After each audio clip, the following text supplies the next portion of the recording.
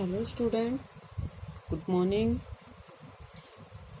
हम पढ़ रहे थे वनस्पति और कल हमने भौगोलिक वर्गीकरण किया था वनस्पति का भारत में।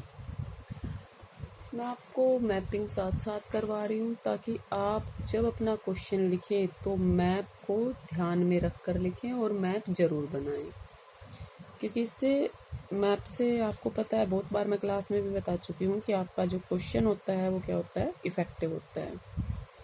लैंग्वेज आप कोई भी लिख सकते हैं और हर कोई लिखता भी है, बट अगर आप अच्छे से डायग्राम वगैरह के थ्रू वो उससे करवाएंगे मैप उससे, तो वो क्या होगा, आपके लिए अच्छा हो जाएगा।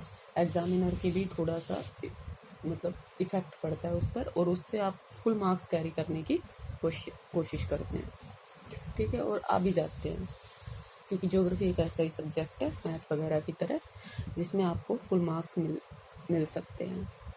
अब हम करेंगे वनों का वर्गीकरण, जो एक जैसे हमारे भारत देश में प्रशासन के आधार पर वनों का वर्गीकरण है, भारतीय संविधान के अनुसार वनों का वर्गीकरण है। तो इसमें आता है सबसे पहले, अगर हम बात करें तो सबसे पहले आता है, वीडियो में मैं बहुत ज़्यादा कुछ नहीं बता पाती हूँ आपको, क्योंकि आपको पता है कि टाइम इसका भी कम रहता है, और फिर भी कोशिश की जाती है कि आपको बताया जाए। तो सबसे पहला है कि प्रशासन के आधार पर वनों का वर्गीकरण। प्रशासन के आधार पर वनों का वर्गीकरण, इसमें अगर हम बात करें तो इसमें पुनः इसके सब डिवीज़न किए गए हैं। तो इसमें आते हैं, पहला है आरक्षित वन, आरक्षित वन। दूसरा है संरक्षित वन, संरक्षित वन। और तीसरा अगर हम बात करें तो तीसरा है अवर्गीकृत, अवर्गीकृत वन, ठीक है। अब आरक्षित वन कौन से होते हैं? ये वन वो वन होते हैं जिनमें सरकार का जो प्रत्यक्ष पर्यवेक्षण है, मतलब प्रत्यक्ष वो निगरानी है, वो रहती है। और यहाँ लोगों का मतलब वनों में प्रवेश करना भी वर्जित होता है। इसके साथ साथ लकड़ियाँ इकट्ठा करना भी वर्जित होता है, और मवेशियाँ जो पशुपालन है वो भी क्या होता है, वर्जित होता है, ठीक है। ये सरकार के अंडर में आते हैं डायरेक्टली, ठीक है। इन पर पूरी तरह से सरकार का नियंत्रण होता है और सरकार की ही निगरानी होती है। देश का 53% वन इसी क्षेत्र में आते हैं, किसमें?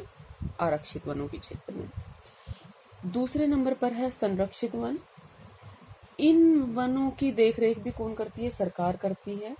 लेकिन जैसे जिस क्षेत्र में ये वन होते हैं वहाँ के स्थानीय लोग यहाँ लकड़ी इकट्ठा कर सकते हैं ईंधन के लिए, और मवेशी जो होते हैं, जो पशुपालन होता है, पशुओं को चराने की अनुमति भी प्राप्त होती है यहाँ पर। सिर्फ एक शर्त होती है कि अगर वो पशु चराते हैं तो वन को कोई नुकसान नहीं पहुंचना चाहिए, ना वो लकड़ी वन काट सकते हैं। हाँ, जो पहले से जैसे गिरी हुई लकड़ियां हैं, पत्ते हैं, उनको वो उठा सकते हैं, लेकिन वन काट नहीं सकते। और ये वन 29% जो क्षेत्र है वन का, वो इस वाले हिस्से में आता है, संरक्षित वन वाले में, ठीक है, इस वर्ग में आता है। अवर्गीकृत वन होता है कि इसमें कोई लकड़ी काटे, वृक्षों को काट सकता है, पशुपालन भी कर सकता है, कोई प्रतिबंध नहीं होता, मतलब आसानी से इसमें इनका दोहन भी अधिक होता है, क्योंकि अनक्लासिफाई होते हैं, इनका पता ही नहीं रहता कि कहाँ कौन से वृक्ष थे। तो 18% जो क्षेत्र है वन प्रदेश इस वर्ग में आते हैं, ठीक है। आरक्षित वन में पूरी तरह से सब नियंत्रित होता है, कोई भी स्थानीय लोग ना उसमें प्रवेश पर भी वर्जित होता है, पशुपालन पर भी, और नहीं पशु चराने पर भी, और लकड़ियाँ एकत्रित करने पर भी इनमें थोड़ी सी छूट होती है, लेकिन शर्त ये होती है कि वनों को कोई नुकसान ना पहुंचे। अवर्गीकृत वन में आप जैसे वहाँ के जो लोग हैं वो वृक्षों को काटते भी हैं, मवेशियों को भी चराते हैं, ठीक है।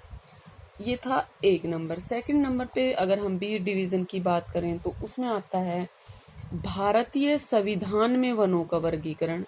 मतलब भारत का जो संविधान है उसमें कितने प्रकार के वन हैं।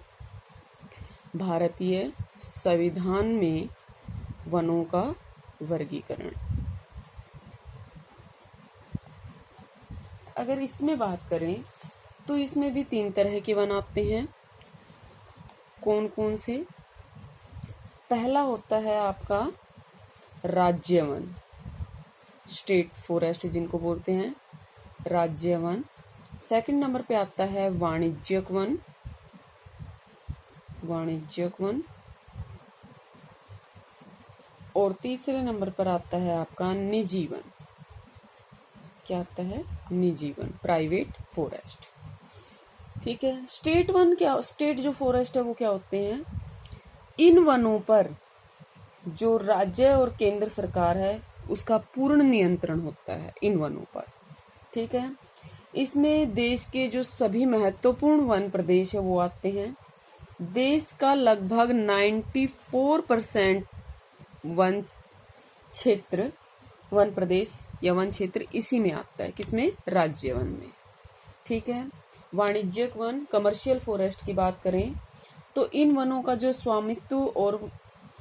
स्वामित्व तथा जो प्रशासन होता है, मतलब जो जैसे स्थान नगर निगम है, नगर बोर्ड है, शहरी प्रदेश, जिला बोर्ड या ग्रामीण पंचायत, इन सब के अधीन होता है वनों का स्वामित्व तथा प्रशासन।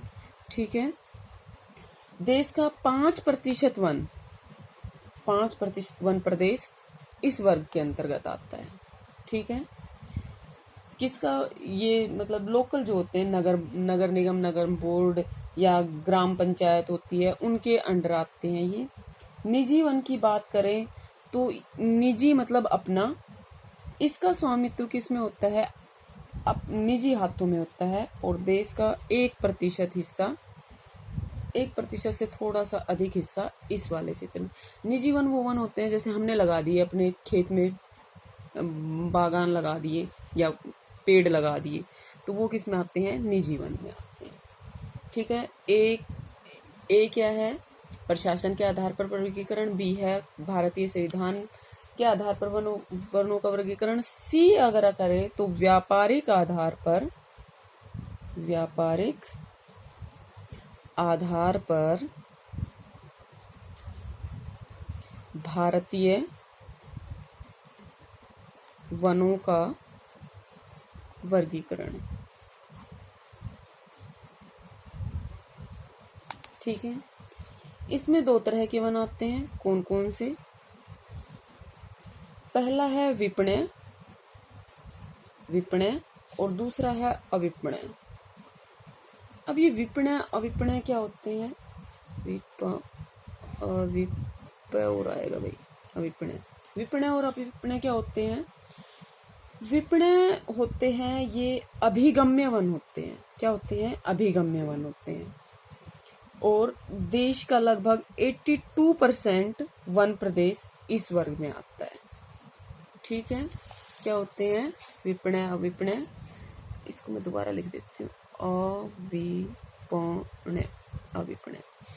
इसमें क्या होते हैं? ये अभिगम्य होते हैं, मतलब इनमें जाया नहीं जा सकता। और देश का लगभग 82% जो वन प्रदेश है वो इसमें आता है। ये वन क्या होते हैं? अभिगम्य वन नहीं होते हैं। यहाँ जो स्थलाकृति पाई जाती है ये ऊंचे पर्वतों में स्थित होते हैं। जैसे इनमें अभिगम्य होते मतलब इनमें जाया जा सकता है, इन वनों में सुगमता से प्रवेश नहीं किया जा सकता। यहाँ की जो स्थलाकृति होती है वो क्या होती है? सुगम्य नहीं होती, मतलब सरल नहीं होती है, बहुत ज्यादा कठिन होती है, जैसे ऊंचे ऊंचे पहाड़ों पर चढ़ना। देश का लगभग 18% वन प्रदेश इन वनों के अंतर्गत आता है। ठीक है। डी है गठन या बनावट के आधार पर। क्या है? गठन या बनावट के आधार पर वनों का वर्गीकरण। इसमें क्या आता है, बनावट के आधार पर और पत्तों की किस्मों के आधार पर जो भारतीय वन है उनको दो ही मुख्य भागों में रखा जाता है। कौन कौन से, आपको पता भी होना चाहिए। पहले हैं शंकुधारी वन, शंकुधारी वन, और दूसरा है चौड़ी पत्ती वाले वन। दूसरा क्या है, चौड़ी पत्ती वाले वन। शंकुधारी वन कौन से हैं, जो शीतोष्ण कटिबंधीय वन होते हैं उनको शंकुधारी वन कहते हैं। जो आपके हिमालय वाले क्षेत्र में पाए जाते हैं वो शंकुधारी वन पाए जाते हैं। देश का लगभग 6.5% वन प्रदेश इस वन क्षेत्र के अंतर्गत आता है। दूसरा है चौड़ी पत्ती वाले वन। चौड़ी पत्ती वाले जो वन होते हैं वो उष्णकटिबंधीय और शीतोष्ण कटिबंधीय मानसूनी वन होते हैं। ठीक है, जहां पर मानसून के द्वारा वर्षा होती है वो होते हैं। देश का लगभग 94% वन प्रदेश इसके अंतर्गत आता है। ये वन मैदान, पठार और पर्वतीय प्रदेशों में